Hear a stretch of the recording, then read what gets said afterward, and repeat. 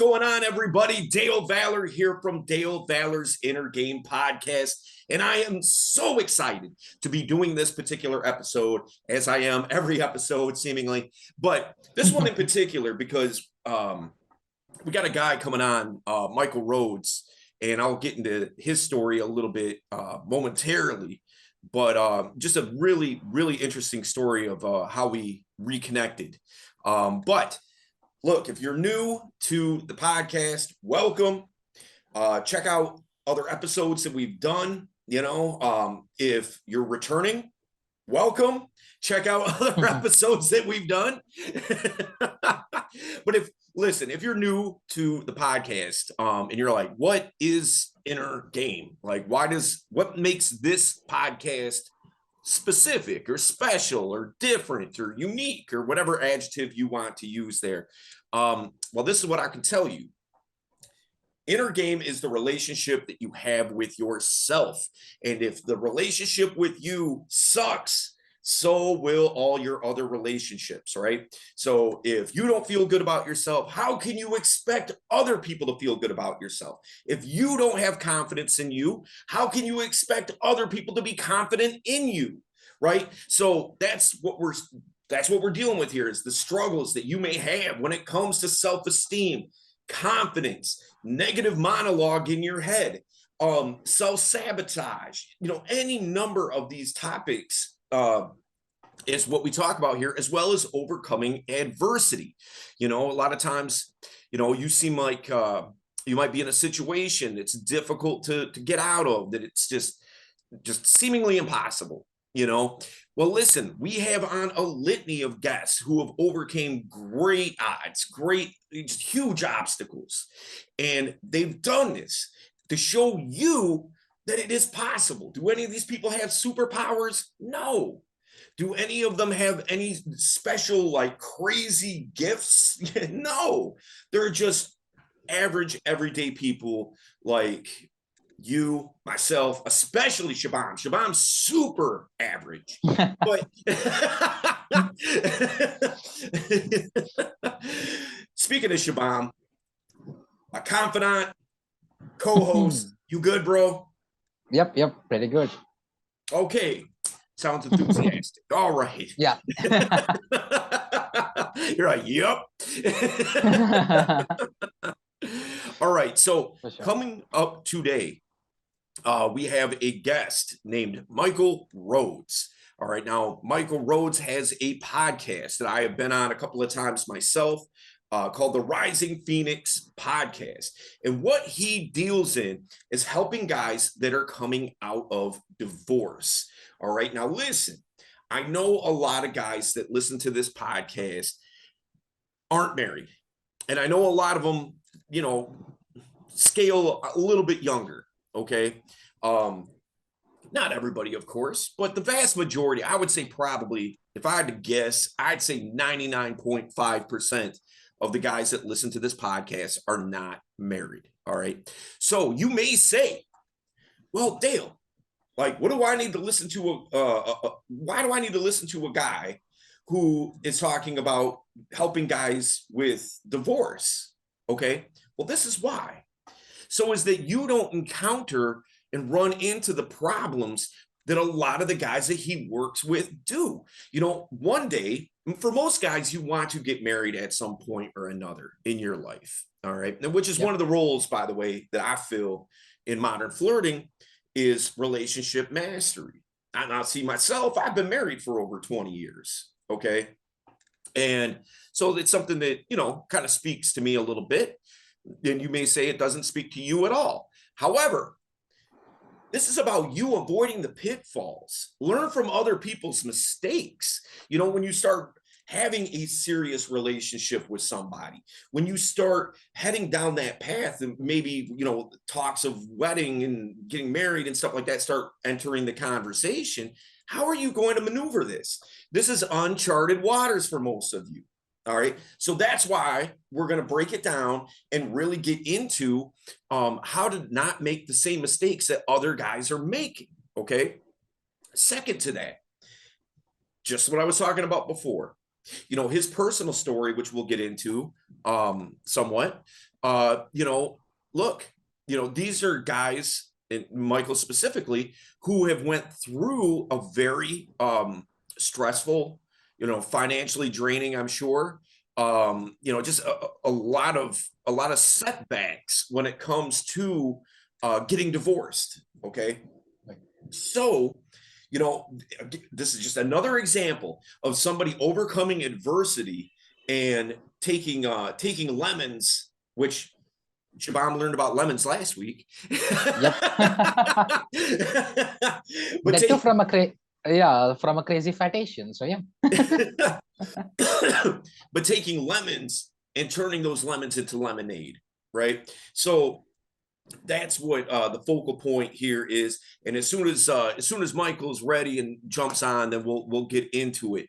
But yeah, man, like we didn't have a whole lot of time last week to delve into my San Diego boot camp. We talked about it a little bit since we had Stephen De La Cruz on, but we didn't really get a big opportunity to jump into it. But man, all I gotta say is if you can afford to travel in class, do so.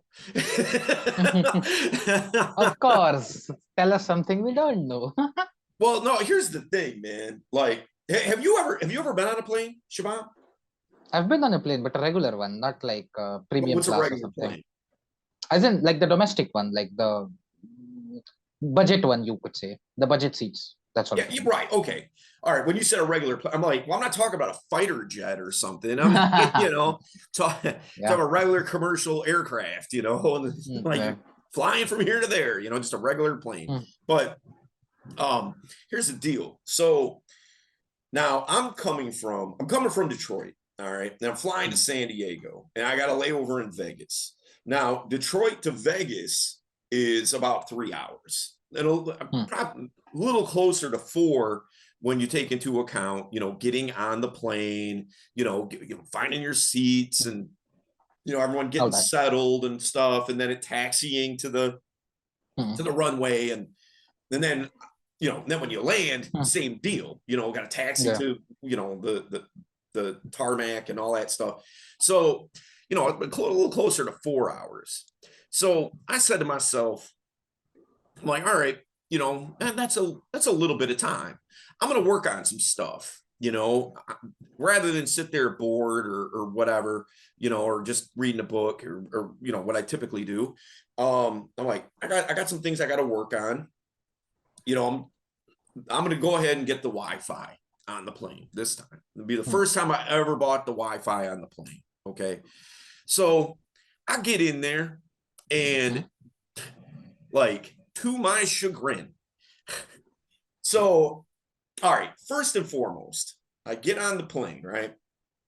And the cargo bin that's above the seats, right? Yeah. Yeah. So I open the cargo bin and I go to put my luggage in there and there's no room. I literally had to put my bags 10 rows behind me, okay? Which doesn't sound like a big deal, all right? We'll get into that in a moment. So, I'm the last one to sit in my row, okay? Now I'm middle seat. So I got somebody to the left of me and somebody to the right. I take one look at that row and that is going to be a cliffhanger because Mike jumped on. So we'll get into that story another time. I don't want to hold him up. So yeah. All right. Let me let him in. But bottom line is no fun. All right. that flight was the worst flight I've ever had in my entire life. There he is. What up? What's up, Mike? How you doing, man? I'm good, man. All right. Mike, this is my trusted confidant, Shabam. What's up, man? Hello. Michael Rhodes, host of the Rising Phoenix podcast. Yeah, man, we were just singing your. Well, I was. Siobhan didn't know who you were, but just singing your praises moment, just a little bit ago. Awesome. And so, again, Michael Rhodes, host of the Rising Phoenix podcast, and what he does, I think, is so needed and such a huge niche that really needs to be filled, considering how many relationships and marriages end in divorce, and with a lot of the things that can go sideways and go wrong with not just a relationship, but even post divorce. All the psychological baggage, the knocks on your self-esteem, maybe take some of your confidence, but basically knocks the wind out of you is the way that I kind of would like to think about it, where if you guys have ever had the wind knocked out of you before, you're kind of like, you're gasping for air. You're not going to die, but you're like, you're very close. You feel like you're close to death. You know what I mean? So, yeah, man, I wanted to have Michael come on, and because like I was saying before, this is about overcoming adversity to large part. And then the relationship that you have with yourself, and so, and I believe that Michael is a very good ambassador for that, and so, yeah, man, I'm glad to have you here. Thanks for having me. No doubt, man, no doubt. And so, the first thing that I kind of wanted to get into with you a little bit is what was the catalyst for you to start the podcast? Well, I think once you go through something like that, I think at least for a large amount of us, I think one of the questions you have is what next, what now? Those of us that are introspective and try and understand it a little bit, and so you do a little bit of work and on yourself, you dive into therapy and books and things of that nature, and I think you start to ask yourself some questions like, okay, who am I? What's next? All those kinds of things. And because it was such a difficult thing for me, I when I looked around, I didn't see a lot of you said it was a niche. It is a niche. I didn't see a lot of guys. John Kim, he talks about his divorce and stuff, but he doesn't focus on it. It's not his sole purpose.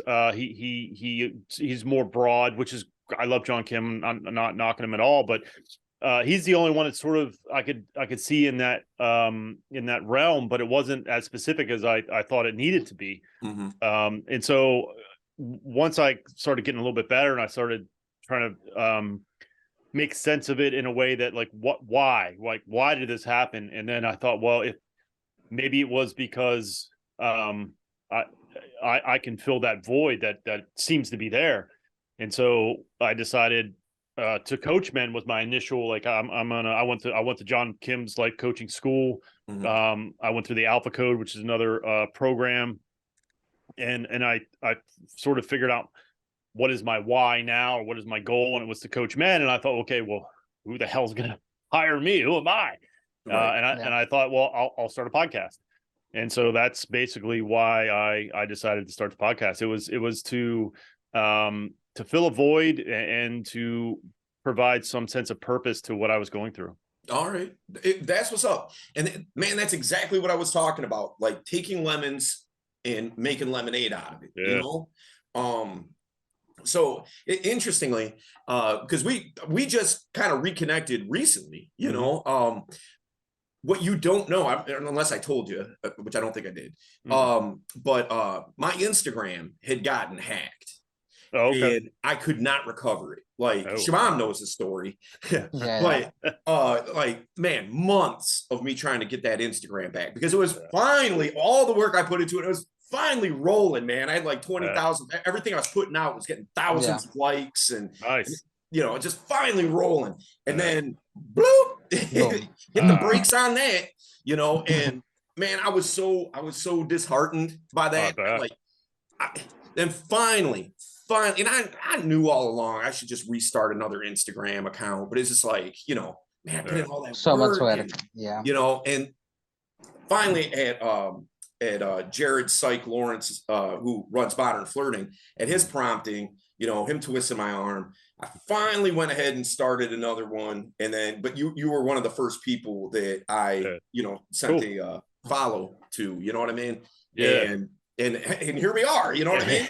Which is Yeah. dope, man, because here's the deal. Like, you know, when you're trying to lose weight, which is something I'm currently doing, you know, you see yourself every day, right? You look in the mirror every day, and you don't really notice the changes since you see yourself so often. Yeah, you may notice a little change here or there, you know what I mean? Oh, like, oh, my arm's a little more cut than it once was, or whatever, you know? Right. Yeah. Oh, my pants are a little more loose than they were, okay? But you see yourself every day. Yeah. Then you run into somebody who hasn't seen you in a few months, and they're like, damn, dude, like, what are you doing over there, man? You know, like, damn. And that was my reaction when I saw what you're doing. I was like, oh shit. Like, okay, all right, he's doing his thing, you know, like, because I hadn't seen what you had been doing in probably 9 months' time, if not more than that, you know? And so it was great to see, like, the Facebook group, and then the other the dating Facebook group, and all that kind of stuff. Like, okay, like, you know, he's not a flash in the pan. Like, this is something substantial, and it's obviously very purposeful to you, you know? Yeah, I mean, I just hit 100 episodes a couple weeks ago. Wow, that's incredible. Congratulations, man. Thank you. Yeah. My understanding is only 10% of indie podcasts make it to 100. So it's something to celebrate for sure. And I think, purpose is what drives me. This is, you know, I have a real job and it pays the bills and all that, but it's not fulfilling. It just pays the bills, right? I can't tell you how many times I get messages from dudes about how much they appreciate the podcast and the feedback that I get. It's just, purpose. It fills the cup. It hits all my values. That's one of the things that I learned through this process. What are my values? And if you know that, you can use that as sort of a guidepost. And this hits all I think every single value that I have. You know, it gives, not only does it do that, but it gives all the pain a purpose. Right. Why did this happen? Why did this occur? What is to be gained from all this pain and misery and bullshit? This guys reaching out and saying, thank you. You know, you might be saving my life, which is a fucking weird thing to hear, but and I can't speak for them, but boy, does it fill my cup, man. And I don't see it. I don't anticipate it stopping anytime soon, for sure. Yeah, man, you know, and it's so funny. You know, I'm such a big believer in purpose, you know, like, and usually that purpose comes from adversity, you know, like you hit some type of breaking point in your life, or just tremendous, like, gulch that seems, you know, like Grand Canyon size, you know, and out of that is, you know, like, almost anybody who that you look at historically, that their life changed to just a completely different direction. There's usually a pinpoint marker in their life somewhere that there was an adversity, a trauma, something that happened. I mean, like, goddamn, every comic book hero, you know what I mean? Like I got bit by a radioactive spider. Well, I guess I'm Spider-Man now, you know? So yeah, man, I absolutely love that. And you know, like you said, like the messages that you get and things like that fills your cup. It's so funny because I've got a book that's about 99.9% done. Okay. Nice. We're putting pretty much the final touches on it. And one of the things that I'm incorporating in this book is just different DMs and different things that have been posted about me from students and just other people, on social media, things like that. And some of these screenshots and posts and things like that, I haven't read in a long time, you know, and because I was just trying to filter through them to see which ones would be best and fit the, you know, for the book and all that. And just going through, I was like, oh man, I forgot that guy said that to me, you know, like, and it just like, dude, I was almost tearing up. I'm like, damn, dude, like I forgot about, how could I forget about this? You know, like, well, I think for men especially, I think we really have I think probably people in general, but men for sure, I think we have a real hard time stopping and appreciating and taking in those moments. Yeah. I don't know if it's an imposter syndrome thing or what it is, but there's a tendency. I know for me, I'll just like, yeah, that's nice, but to file it away. Like I don't really like, and then, but if you take that time, you take some moments to really reflect on those things, man, it's just it's so fulfilling when you actually take the Yep. time to sit there and reflect on those things. It's Absolutely. it's awesome. And I know much like yourself, I don't need a pat on the back and a that about. No, You know what I mean? But no. it's still nice to see Fuck from yeah, time it to is. time.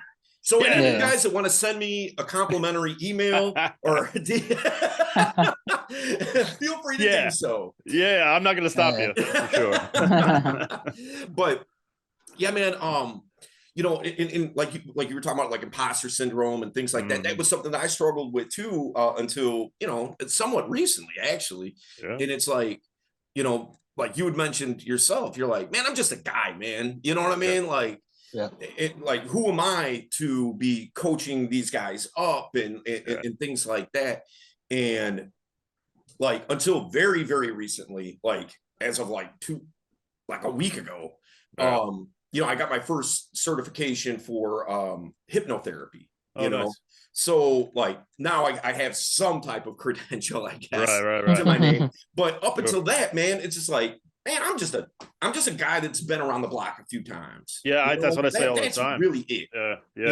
I say it all the time. I'm just a guy in his basement, clearly in Pennsylvania. Like, what the hell do I know? But I mean, what I'm doing seems to be helping. So I can't devalue what these folks say when they reach out. But it is a struggle at times to take it all in and to appreciate what you're doing, because at the end of the day, I'm not a therapist, I'm not a doctor, I'm just a warrior who's been through it. I'm battle scarred.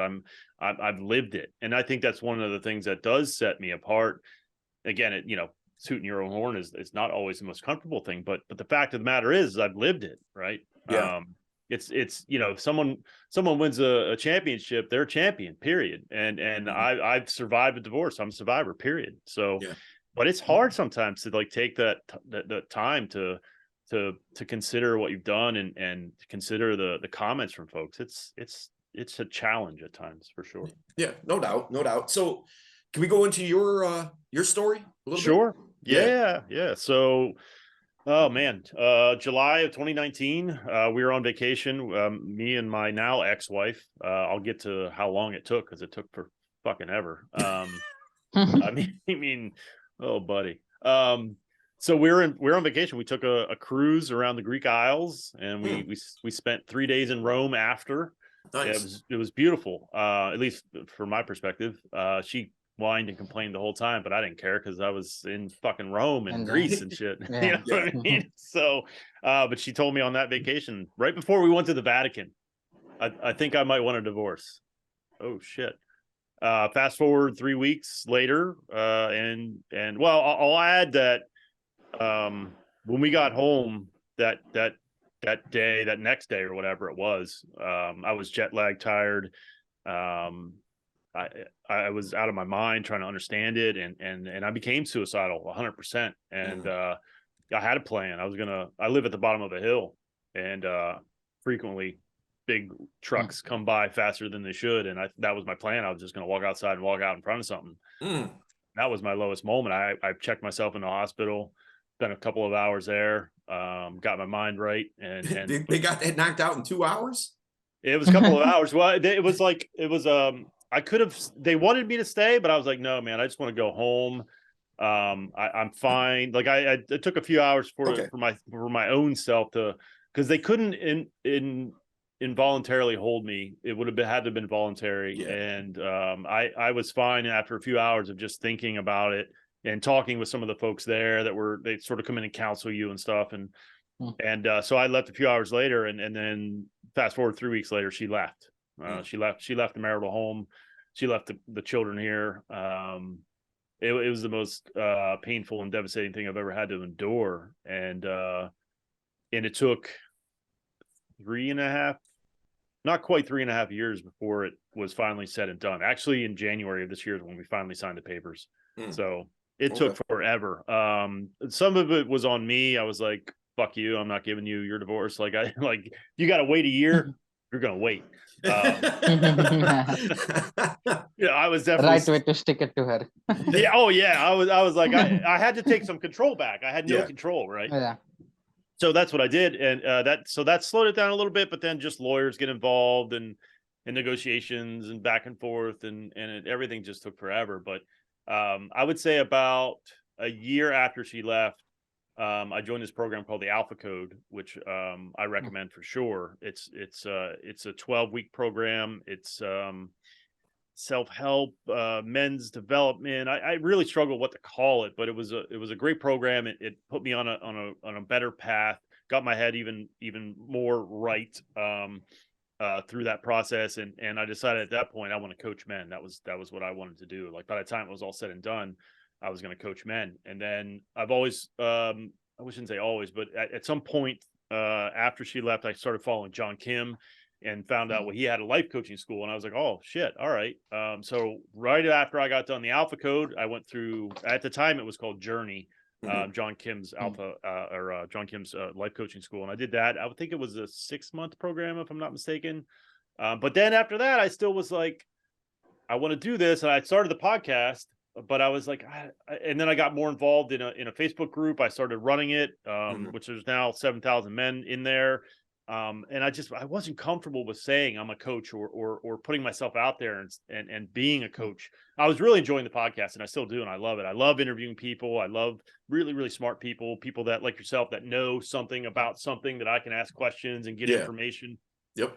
But eventually I started having issues at my real job, and I found out they wanted to fire me, and I was like, whoa, what can I do? And I decided at that point, okay, it's time. And I did a live video. I'll never forget. I did a live video in that group, in that larger group. And I said, guys, I'm thinking about coaching. Like, what does everyone think here? And I got such positive responses. They were like, I think you'd be great at it. Cause I do a lot of live videos in there, and I don't do as much anymore because now I have a coaching program. I do a lot more in there, but I got such positive feedback, and I said, okay, well, who wants to volunteer? Because I'll, free of charge.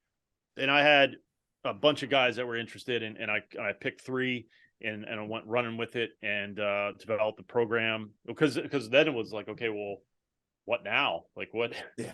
You want me How to do you coach? start? Exactly. Yeah, like, okay, I'll coach you. Shit, what does that mean? Like, like I don't have a program. I can tell you, I know about divorce. I know the ins and outs, especially this thing up here. And I've learned so much through the podcast. I've interviewed doctors and lawyers and therapists and you name it, people that have been through it, regular guys. And so I had all this knowledge, but I was like, well, what do I do with it? And I put together a program. I sat down my red notebook and said, all right. Well, first I sent out a survey and said, well, to the 3 guys that said they wanted to do it. And I said, what would this look like? What would you be interested in? And they came back and said they wanted 6-month program. I was like, shit, I can't do 6 months. Like, I don't even know what, like, so I settled. I was like, all right, how about 4 months? And so I picked, because I went through, like, what are the things that I did to help me? What are the things that were very important to me through this journey? And I made a 16-week program, and I just signed my 9th client last week. Nice. All right. Well, congratulations, man. That's dope. Thanks. Super dope. Yeah. Thanks, man. Yeah. It's again, it's so rewarding and so fulfilling. I've seen guys start that program and just the change and transformation. And it's not rocket science, man. It's just a lot of common sense stuff that I know that helped me. But it's when you put it all into a package, and then you have people that can guide you and help you along the way and steer you. It's like going to the gym, right? It's a lot easier if you have a trainer, or someone can like sort of point you in the right direction and say, no, you want to, not this on this day, you want to do this, and then next day do this. And so if you just put it into work, and that's what happens in that program, there are guys that don't put it into work and they don't last because they're not committed. But the guys that do commit, the guys that are vulnerable and open and honest and listen to the lessons and do the assignments and the homework, man, it's transformational stuff. And it's again, it's one of those moments where it's like, it's so kind of weird to talk about it in that way, because there's a portion, I think, of all of us, especially Gen X, where it's like, we're so skeptical and jaded, and like, we've seen too many used car salesmen in our life, and too many like miracle cures. Like, how many fucking infomercials do we see growing up? 8-minute abs. Yeah, right. Yeah, exactly. You know all that shit. So I'm skeptical myself, but I've seen it, and I'm so proud of the men that, because I got to tell you, man, it's hard to find men that want to work on themselves, that want to face their pain and their adversity, and not just run away from it and date right away, or just get hammered every day, or just get bitter and angry. And it's rare. I'm finding, at least to some degree, to have men that really want to work on themselves and face their adversity. It's a pretty rare thing. To your point, what I see very often is guys, they say that they want to work on themselves, but as soon as they see the amount of work that takes, it's kind of like, well, right. Maybe I'm all right. I'm not that bad. Like, you're right. I'm not as bad as that guy. You know what I mean? And it's like, well, you're on your way to being that guy. 100%. Yeah, you missing out. One thing about this divorce shit is it's an opportunity. It's not a welcomed opportunity. It's not a fun necessarily opportunity, but it's an opportunity. You can make a real change in who you are and become a much better person. Not that you're a bad person, but we can all improve, right? We're all capable of being better at some area of our lives, and probably some of these areas are what at least partially led to the divorce. It's not all your fault, same as it's not all her fault, but there are avenues and opportunities for you to improve as a man. But gosh, it seems to be hard to get men to, and I'm sure women too. I'm not shitting on men, but men that go through this process, it's hard to find those that really just want to work on themselves and improve themselves rather than ignore it. And I think go dating. Yeah, I think part of the problem is that people get overwhelmed. For sure. Like like a program, for instance, like the Modern Flirting program is, Shabam knows, it is very extensive. Like it's very extensive, and I think guys look at that and they're like, oh my God, like, and they feel like they're drinking from a fire hose. Like it's like you're going through college again or something. It literally feels that sort of a big course, like there. And one of the things I really try to drive home is it's like the age-old adage, what's the best way to eat an elephant? One bite at a time. Amen. Yes, sir.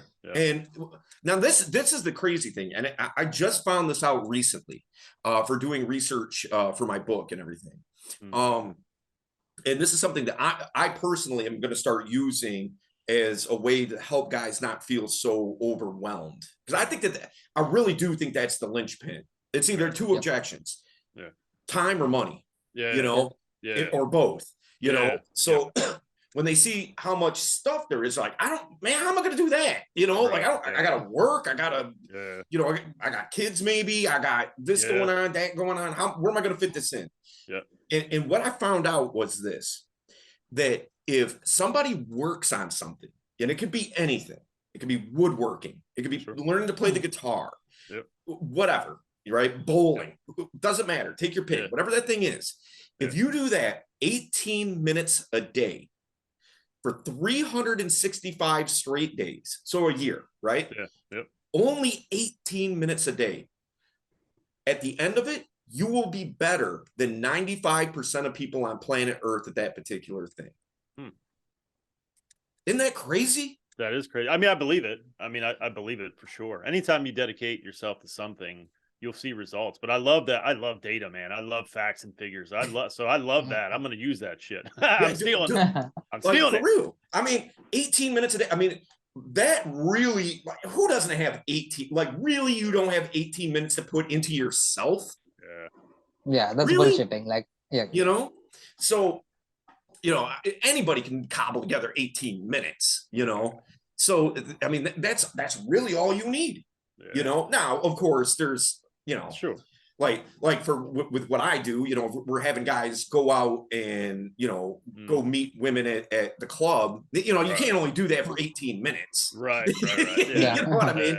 But So there are other time commitments. Sure. But when it comes to like studying something or you know, trying to figure something out, you know, like you got 18 minutes, man. Or read. Just to read something, you know, you got 18 minutes. I'm sure I spend way more than 18 minutes every day scrolling on social media. I'm positive I'd spend. Dude, I spend more than 18 minutes a day sitting on the toilet, you know? So well, you can combine those, right? You might be able to read while you're there. Couple it together, man. You know what I mean? So now one of the things I was telling Shabam before you jumped on, you know, is that, you know, by and large, my viewership is probably 100% male. Okay. But most of the guys that watch it, there might be a few guys that have been through divorce. And I know that there's certainly in modern flirting of our students, I can think of a couple of handful of guys, you know, we got about 150 students right now. So there's just by that sheer number, you know, there's going to be 10% maybe, you know, of guys that have been married before and went through a divorce. But the vast majority have not, you know, or aren't even married, you know. But this is one specific lane that I feel inside of modern flirting is one of the things is I do relationship coaching, you know. I've been married over 20 years, you know, and so I think that gives me a little bit of a, a little bit of practice, you know. Yeah, sure. So but most of these guys, you know, some of them have their ambitions might be different than others. Some guys that, you know, they want to go, you know, play the field for a bit. Some guys want a serious relationship. Some guys want ultimately to be married. But I think most guys at some point in their life, as they look forward in their existence, they want to be married at a certain point in time in their life. Okay. Not everybody, of course, sure. But the vast, I think probably a very, very large percentage of those guys. Okay. So one of the things that I would want to know for them is, you know, what's some practical things to keep in mind, some steps that can prevent them from having to go down that road of divorce, you know, like basically learning from other people's misfortunes, you know, like what are some things that they can watch out for or that they can foster right from the start to nip things in the bud so it doesn't have to get overblown, you know? Yeah. I think I mean, it's so cliche, but communication, you got to be able to have difficult conversations. You have to be candid at all times. You know, I was watching this thing a couple of days ago, and it was talking about you don't have to be an asshole to be honest. I think a lot of times we do that because it's so hard to have hard conversations. So sometimes I think we overcompensate, and so we'll be an asshole just to get over that hump of like, I really don't want to say this, but I got to say it. It gets you nervous and pent up, and you're like, you kind of become an asshole, right? Unnecessarily. This guy was I was watching this thing, like I was saying, this guy was telling the story how he went to see his friend in a play. And he was like, it was terrible. It was the worst play I've ever seen in my life. He's like, but I went backstage and she comes running up. She's like, what did you think? And he's like, well, it was really cool to see you in your element doing your thing. He said, I wasn't lying. I was honest. He said, but then I had he said, in that moment, it would have been such an asshole thing to be like, that was really shitty. Right? He's like, but she knows I'm an honest person. So he's like, I said something honest. It was cool to see her in her element. He said, but I called her a few days later and I said, listen, it wasn't the best play, this and that, and this and that. Right. So I think you have to cultivate that ability to have difficult conversations and say, listen, I didn't like this and I didn't like that. The other part of that is you got to know yourself. You got to know what you will tolerate or what you like or what you enjoy. And you got to be able to express that. You know, you got to know things like, I think, love languages, attachment styles. Like, how do you operate as a human being in a relationship? And how can you make that clear to someone? And boundaries and just all these things that I've learned that I didn't know. If you would have asked me 5 years what a boundary 5 years ago, what a boundary was, I would have said, I don't know, the thing on the highway. Like, I don't know what the fuck are you talking about? Like, and so I think when you know these things and you can implement them inside of a relationship, you can have a good relationship. It's possible to have a good relationship. I believe that. I believe that in the depths of my soul. Is it easy? Fuck no, it ain't easy. So that's the core. Is it is communication. That's what it boils down to. But you also have to know yourself and be able to express that. And if you do that, I think if and perhaps when, I don't know, I ever get into another relationship, I'm gonna try and foster some of that stuff from the jump. I'm gonna try and potentially, go into therapy, just to not like every week or whatever, but let's just touch base and let's get with a professional and let's just talk about some of these things from the beginning. Not the first fucking date, obviously. First date, just go and see the therapist. but at some point in the beginning, right, when you're like, this is becoming serious, let's go and talk to someone and let's see if there's any way we can be better. And I think that's I think it's important to take the relationships are hard, man. They take work. And if you don't put in that work, you're probably gonna, and it's easy to fall into comfort and taking things for granted. We do it all the time as humans, right? But I think if you go in with this mindset of this does take some work, then you'll put in some work and you'll do some things. And I think that there's a tendency for some of these guys that I see to bash women and to read the rational male and think they know something about something. I could talk endlessly about how ridiculously stupid that fucking book is, but I mean, what a crock of shit. But so it's easy to be that way, to get that mindset, but I don't believe it, man. I have 2 daughters, so that's probably why my thinking is skewed. I have 2 daughters who they're my world, man. I love them. So I don't think all women are evil or bad. But I do think we tend to have a tendency in this society to just not have difficult conversations. That would be, if I had to boil it down to one thing, it's really hard to do. It would be that learn the ability to have a difficult conversation. Did you by chance happen to like hack my computer and read my book, or? No, sir. I think we great minds think alike. That's right. Yeah. Like you're talking about like the rational male and things like that, red pill stuff, and like what we talk about like in modern flirting is skills, not pills. Yeah. Yeah. I love and that. Dude, I'm so on board with what you're saying. Now, I will say this: are there some truths that you can take out of it? Yeah, sure. That's just true of anything. You know what I mean? Exactly. Nearly anything. You can take truths out of Mein Kampf. Well, now this is demonetized. Man, somebody's gonna clip that shit one day. And welcome to the dark what side. I just said as a response to the book. But you're right. I mean, there's elements of truth, and that's where they get you, right? Yeah. That's where they get you. They hook you with some element of truth. It's better to hit the gym and work out, self-improvement. Yeah, okay. But not all women are designed to leave you for the next best thing. And I can speak about this because I started reading that book, and again, I was like, this is whatever. But I reach out to people. I reach out to psychology. I've interviewed Sean Smith. He was a red pill darling for a little while, and then he's like, I dove into the research on hypergamy is the big thing that red pill pushes. It. You didn't get left because you were a bad partner. You got left because that's the way they're designed. It's not your fault, bro. They're designed that way. They're going to leave you as soon as they see the next best Chad hovering near them. They're going to leave you for that. And so I interviewed this guy. I said, is that any of that true? He said, in terms of getting a mate, yes, absolutely. They want the best mate. That's not revolutionary or shocking. Right? Exactly. Everyone, yeah. But there's no evidence to suggest that women leave their partners because of hypergamy. That's not mate retention. It doesn't involve hypergamy. They have their person. They're good. Yeah, I think in a lot of cases, it's not hypergamy. It's circumstantial. Sure. 100%. So like, for instance, maybe she feels like that. We'll just say there's a woman who's married and she feels neglected by her husband.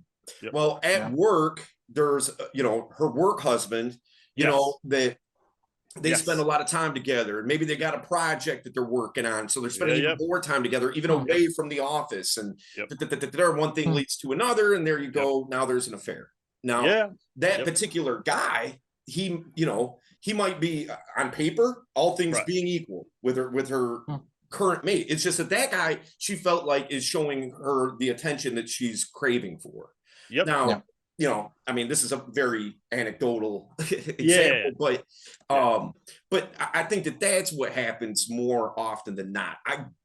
Unless, and then I'm sure there are women like this that, where they'll, there's a serial cheater, that will do something like that. Yeah, but 100%. Again, and it's not even because they're looking for a better mate. It's because there's a flaw in their psyche and their character that makes them a serial cheater. Yeah. 100%. It might be a thing of self-sabotage. This relationship is too good. And I'm waiting for the other shoe to drop. I'm just waiting to wake up, and this is over. So in order for me to not get hurt that way, let me take that control and that power myself. I'll manifest it, make it happen. Now it's on my terms. 100%. I mean, you're right. And again, when you talk about, I say, know yourself, they should know themselves too, right? Oh, of course. They should be dealing with their shit. If you look